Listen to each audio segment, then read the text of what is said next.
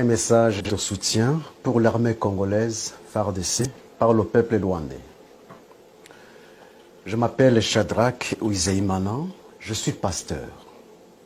À son Excellence, Monsieur le Président de la République démocratique du Congo, Félix Antoine Tshisekedi Tshilombo, mes chers Congolais, nous, peuple rwandais, nous déplorons profondément de la cruauté vécue par le peuple congolais depuis 1996 jusqu'à aujourd'hui. Nous déplorons profondément de la mort de plus de 6 millions de Congolais due à la guerre déclenchée en RDC par le Rwanda et l'Ouganda depuis 1996. Les Congolais sont des témoins oculaires d'irresponsables de cette tragédie. Le mapping report confirme les faits. Tout le monde, petits et grands, sait très bien que Paul Kagame est responsable du massacre perpétré contre les Congolais, sans oublier des réfugiés rwandais et burundais qui étaient en RDC. Le même individu, Paul Kagame, est également responsable du massacre qui a eu lieu au Rwanda depuis 1990 à 1994. Aujourd'hui encore, cette année 2022, l'armée rwandaise, sous la couverture de M23, ose une fois de plus envahir la RDC. C'est déplorable, inimaginable, regrettable et insupportable. À son Excellence, Monsieur le Président, mes chers Congolais, j'aimerais que vous sachiez cette vérité, la vérité suivante. Ne confondez jamais le peuple rwandais et Paul Kagame. Ce sont deux personnes différentes, de caractères différents et d'éducation différente.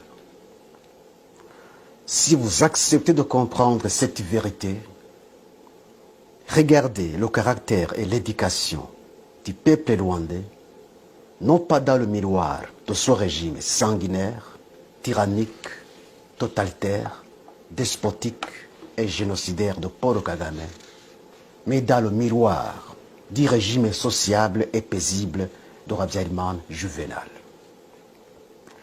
À son Excellence, Monsieur le Président et mes chers Congolais, le peuple rwandais est connu par son caractère social envers ses voisins. Par contre, Paul Kagame n'a pas ce caractère. Le peuple rwandais est connu par son caractère de promouvoir la paix avec ses voisins. Par contre, Paul Kagame n'a pas ce caractère. Le peuple rwandais est connu par son caractère de ne pas verser du sang, même celui des animaux, car il mange de la viande seulement pendant les jours de fête. Par contre, Paul Kagame n'a pas ce caractère. Son plaisir est de marcher dans le sang et de dormir dans le sang, non pas des animaux, mais de l'homme. Paul Kagame est un tyran sanguinaire. Les faits le prouvent. Le peuple rwandais est connu par son caractère d'aversion pour la guerre et tout conflit. Paul Kagame n'a pas son caractère. C'est un homme belliqueux. Mes chers Congolais, Paul Kagame est un mercenaire parmi les Rwandais. Tout ce qu'il fait, il ne le fait pas pour l'intérêt de la nation rwandaise, mais pour son propre intérêt. Les Rwandais qui sont aujourd'hui dans le pays ont été pris en otage. Ils sont dans une prison à ciel ouvert. Ils n'ont ni le droit de parler, ni le droit de penser, ni le droit de faire quoi que ce soit pour son bien-être d'aujourd'hui et de demain. Le peuple rwandais est un peuple malheureux, un peuple sans défense et sans protection, sauf Dieu seul. Ne commettez pas donc une erreur de confondre le peuple rwandais et Paul Kagame. Un homme de cœur durci qui donne au peuple rwandais une mauvaise étiquette parmi les Congolais, les Tanzaniens et toutes les nations de la terre. Ne commettez pas non plus une erreur de confondre les Tutsis et Paul Kagame. Paul Kagame est un mystérieux parmi les Rwandais. Ce qui dégage l'hypothèse selon laquelle Paul Kagame serait un démon sous la chair humaine, en considérant ses actes démoniaques, ils ont raison de le dire. Cette même hypothèse a été avancée par les Juifs sur Hitler. Si Paul Kagame est au pouvoir aujourd'hui à Kigali, il n'y est pas parce qu'il a été élu démocratiquement, mais par l'usurpation du pouvoir. Lorsque nous disons, nous, peuple rwandais, nous soutenons fortement l'armée congolaise FARDC dans cette lutte louable qu'elle est en train de mener contre l'armée rwandaise sous couverture de M23, vous devez saisir nos propos, non pas comme ironie, mais pour la vérité, rien que la vérité. Le peuple rwandais n'a pas donné à Kagame un mandat d'agresser la RDC sous la couverture de M23. Il a fait et il fait cet acte ignoble par ses propres mérites, non pas par les mérites des Rwandais. Nous, peuple rwandais, nous dénonçons et condamnons énergiquement l'invasion de l'armée rwandaise sous la couverture de M23, sous l'ordre de Paul Kagame, non pas sous l'autorisation de la nation rwandaise. Nous, peuple rwandais, nous demandons à Paul Kagame de démissionner, car ces actes de barbarie contre la RDC, depuis 1996 jusqu'à aujourd'hui, est une honte pour la nation rwandaise. Personne ne doute l'invasion de la RDC par l'armée rwandaise sous la couverture de M23. Personne, sauf les alliés de Paul Kagame pour leurs intérêts personnels. À son Excellence, Monsieur le Président et mes chers Congolais, trop c'est trop. Paul Kagame a dépassé les limites de ses actes de sabotage. Aujourd'hui, à son Excellence, Monsieur le Président et mes chers Congolais, vous devez donner une leçon irréversible à Paul Kagame et ce régime despotique pour ne plus envahir la RDC une fois de plus. L'armée congolaise mérite un soutien total de tous les Congolais, de tous les Rwandais et du monde entier en fait d'éradiquer les racines productives et du mal, non seulement pour les Congolais, mais aussi pour les pays des Grands Lacs. Aujourd'hui, c'est une occasion opportune que Dieu offre aux Congolais pour sécuriser pour toujours non seulement le Congo, mais aussi les pays des Grands Lacs qui sont déstabilisés par Paul Kagame et Museveni depuis 1990 jusqu'à aujourd'hui. Paul Kagame, un homme qui s'est fait Dieu en Afrique. J'ai attendu ces fanatiques l'appeler l'homme fort de l'Afrique. Et c'est vrai? Pas du tout. Ce n'est pas l'homme fort de l'Afrique, mais l'homme du mal de l'Afrique. La parole de Dieu dit, je cite, « L'orgueil précède la chute ». Aujourd'hui, c'est la chute de Paul Kagame avec son régime despotique. À son Excellence, Monsieur le Président et mes chers Congolais, aujourd'hui, Dieu vous offre l'occasion, la plus belle occasion de sécuriser votre pays. C'est à vous de l'exploiter et de la profiter. Une occasion perdue ne revient pas. Il faut aller jusqu'à la source du mal et éradiquer le mal et établir le bien. Levez-vous comme un seul homme et débarrassez-vous de l'armée rwandaise sous la couverture de M23 qui est sur le sol de la RDC. La souveraineté d'un pays est inviolable. À son Excellence, Monsieur le Président, mes chers Congolais, cessez de marcher comme une tortue en défendant la souveraineté de votre pays alors que vous êtes en pas de guerre. Par contre, courez plus qu'un cheval, volez plus qu'un faucon pèlerin, car le Congo a été agressé et envahi par l'ennemi terroriste qui a rejeté des résolutions pacifiques pour un conflit non fondé. Mes chers Congolais, Dieu est avec vous, mais il est contre votre ennemi. Mes chers Congolais, gardez-vous de tomber dans le piège de votre ennemi. Gardez-vous de tout conflit d'ordre civil. Tomber dans ce piège, c'est perdre la bataille. Que l'histoire du passé des Rwandais vous apprenne tous les plans et toutes les stratégies de Paul Kagame qui consistent à faire basculer un pays dans le chaos afin de justifier son intervention et ses actes destructifs. La provocation du génocide, c'est l'arme la plus chérie de Paul Kagame.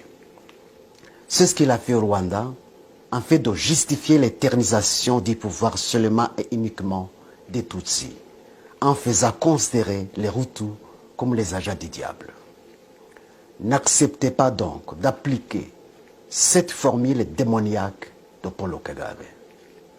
Si j'ai parlé d'une vérité, ma première vérité, je vais vous donner une deuxième. À son Excellence, Monsieur le Président Félix-Antoine Tshisekedi Tshilombo, mes chers Congolais, le président Habyarimana Juvenal avait tout donné à Paul Kagame et son équipe. Toutes les exigences avancées par Paul Kagame et son équipe lors du partage du pouvoir à Arusha avaient été acceptées par le président Habyarimana Juvenal. Il est allé même jusqu'à laisser la pénétration des milices de FPR Montagny dans la capitale de Kigali alors qu'on était en tas de guerre. Tous les accords d'Arusha terminés, la nouvelle constitution élaborée sur base des accords d'Arusha terminée, alors que Paul Kagame et son équipe n'avaient aucune autre exigence à poser, subitement, l'avion du président Habyarimana Juvenal fut abattu sous l'ordre de Paul Kagame. 2 chefs d'État et leurs compagnons ont été assassinés. Jusqu'aujourd'hui, ils sont morts comme des souris. Aucune suite. On ne parlait que du non-lieu. C'est honteux. Ceux qui se disent défenseurs du droit de l'homme, ce sont eux les premiers violateurs du droit de l'homme. À son Excellence, Monsieur le Président et mes chers Congolais, pourquoi Paul Kagame et son équipe ont préféré anéantir la paix qui était établie par les accords d'Arusha, déjà signés, adoptés, légalisés et constitutionnalisés en saisissant le pouvoir par force? La réponse à cette question permettra aux Congolais de connaître un agenda caché de Paul Kagame pour la RDC. Ma deuxième vérité se trouve dans la réponse à cette question. À son Excellence, Monsieur le Président et mes chers Congolais, pourquoi Paul Kagame abrite et protège les putschistes Tutsis burundais qui allaient renverser Pierre Nkurunziza en réinstaurant une fois de plus le régime homogène des Tutsis au Burundi, comme il en est le cas au Rwanda? Ma deuxième vérité se trouve dans la réponse à cette question. À son Excellence, Monsieur le Président et mes chers Congolais, l'argument avancé par le M23 soutenu par Paul Kagame est que les rwandophones congolais sont marginalisés. Pourquoi les rwandophones hutus congolais qui habitent les zones de Rutshuru, Jomba, Bunagana, Massissi et ailleurs dénoncent et condamnent, comme tous les autres Congolais, l'armée rwandaise sous la couverture de M23? Pourquoi ce sont les rwandophones tutsis congolais qui prétendent être marginalisés au Congo alors que les rwandophones hutus congolais ne le prétendent pas? Ma deuxième vérité se trouve dans la réponse à cette question. En comprenant bien cette deuxième vérité, mes chers Congolais, vous comprendrez pourquoi Paul Kagame déstabilise votre pays malgré tous les intérêts d'ordre économique et autres qu'il gagne en RDC. Qu'est-ce que les chefs d'État de la RDC n'avaient pas fait à Paul Kagame dans leurs contrats privés? Qui profitait les minéraux du Congo? N'est-ce pas Paul Kagame? Pourquoi n'est-il pas satisfait? Vous devez savoir pourquoi. À son Excellence, Monsieur le Président et mes chers Congolais, en anéantissant les accords d'Arusha déjà terminés et conditionnalisés, Paul Kagame et son équipe voulaient que le pouvoir de Kigali soit seulement et uniquement entre les mains des Tutsis. Cette vérité est justifiée par les faits. Les accords d'Arusha étaient le partage du pouvoir entre les Tutsis et les Hutus. Paul Kagame et son équipe ne voulaient pas le partage, mais la prise totale du pouvoir entre les mains des Tutsis. C'est pourquoi l'avion de Habyarimana Juvenal a été abattu sur l'ordre de Paul Kagame, connaissant noir sur blanc les conséquences qu'il avait aussi préparées lui-même longtemps avant. Mes chers Congolais, l'agenda de Paul Kagame et son équipe est fondé sur le racisme. Voilà donc le pourquoi de l'anéantissement de la paix qui était déjà établie dans les accords d'Arusha. Cette vérité est justifiée par le régime homogène actuel des Tutsis à Kigali, ce qui n'était pas le cas dans les accords d'Arusha. Dans la déstabilisation du Burundi, lors de Pierre Nkurunziza, Paul Kagame voulait réinstaurer une fois de plus le régime homogène des Tutsis au Burundi, comme il l'a fait au Rwanda. Dans la déstabilisation de la RDC par les milices Tutsis de M23 soutenues par Paul Kagame, sous prétexte de la marginalisation des rwandophones congolais, alors que les rwandophones hutus congolais, plus nombreux même que les rwandophones Tutsis congolais, condamnent M23 comme tous les autres Congolais, Paul Kagame, son projet est d'établir sur la RDC un régime absolu des Tutsis, comme il l'a fait au Rwanda. Que ce soit la balkanisation de la RDC, que ce soit la prise totale de la RDC, le projet de Paul Kagame est le même. Ce qui s'est passé au Rwanda devrait servir une leçon aux Congolais. Les Congolais ont intérêt de savoir la différence qu'il y a entre les Tutsis et les Hutus, afin de bien comprendre le projet démoniaque de racisme de Paul Kagame. Mes chers Congolais, les Tutsis sont de la famille des Nilotiques, comme les Éthiopiens, les Somaliens, les Soudaniens, les Maasai, les Hima et autres. Tandis que les Hutus sont de la famille du peuple bantou, comme les Congolais, les Zimbabwéens, les Zambiens, les Namibiens, les Tanzaniens et autres. Le projet de Paul Kagame est d'établir un empire des Nilotiques dans les pays des Gradaks. Le président Museveni d'Ouganda est aussi de la famille des Nilotiques. C'est pourquoi il collabore en commun accord avec Paul Kagame dans l'établissement d'un empire des Nilotiques dans les pays des Gradaks. Ils ont réussi le projet en Ouganda. Ils ont réussi le projet au Rwanda. Maintenant, ils luttent franchement pour l'exécuter en RDC, au Burundi, en Tanzanie, pourquoi pas au-delà. À son Excellence, Monsieur le Président, mes chers Congolais, prenez tous les mécanismes possibles pour empêcher toute menace ou génocide qui peuvent être perpétrés contre les Rwandophones et Tutsis qui sont au Congo, car c'est ça le plan de Paul Kagame. S'il base d'une terre barbarie, il est prêt de justifier son envahissement officiel dans votre pays. Tous les Congolais doivent être vigilants pour ne pas tomber dans ce piège. Je sais, par sa ruse, Paul Kagame peut utiliser ces instruments pour préparer un génocide sur le sol de la RDC et l'exécuter comme il l'a fait au Rwanda. Ainsi donc, toute personne qui sera animée d'un esprit de menacer ou commettre un meurtre contre les Rwandophones et Tutsis, vous devez l'arrêter et la traduire en justice. Ne tombez pas dans le piège, je vous en prie. Nous, peuple rwandais, qui luttons pour la paix des pays des Grands Lacs, nous soutenons l'armée congolaise, FARDC. Nous soutenons tous les Congolais qui luttent pour la paix de leur pays, armée congolaise, FARDC. Et la bravoure et la détermination, Dieu est avec vous et pour vous, mais il est contre votre ennemi. La victoire des Congolais proviendra des autorités qui ne s'achètent pas et ne se vendent pas, même si cela leur coûterait la vie à l'instar de Désiré Kabila. La victoire des Congolais proviendra de l'écartement des infiltrés et complices qui travaillent non pas pour les Congolais, mais pour l'ennemi. Vive l'armée congolaise, FARDC, vive les Congolais, vive les Rwandais. À Dieu seul la puissance, la gloire et la réponse des Congolais et des Rwandais, aujourd'hui et à jamais. Amen. Cette voix est la voix du peuple rwandais. Je donne autorisation à tout le monde, spécialement aux Congolais, de télécharger cette vidéo et de l'utiliser sur leur chaîne. Je vous remercie.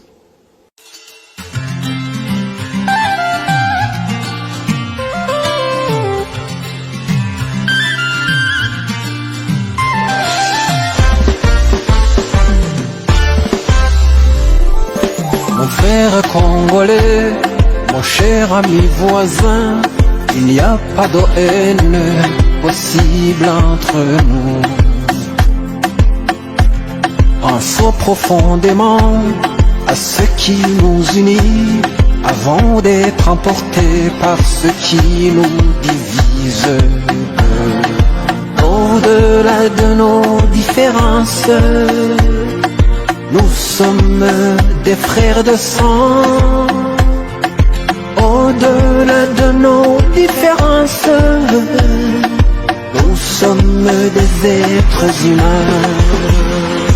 Venez tous les Rwandais, venez tous les Congolais, pays de l'Afrique, pays de l'Amérique, l'Europe et l'Asie. Venez tous nous joindre, mettons-nous ensemble pour chanter la paix. Mettons-nous ensemble pour chanter la paix. La paix que Dieu nous demande, la paix, le souffle du monde.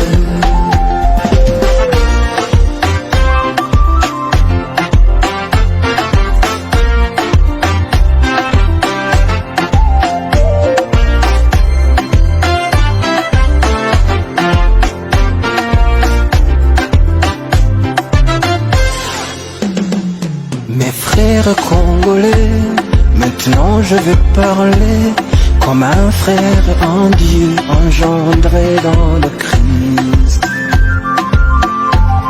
Avant de s'affronter, on peut se rencontrer et parler de la foi qui apprend à aimer. Au-delà de nos différences, nous sommes des frères de foi.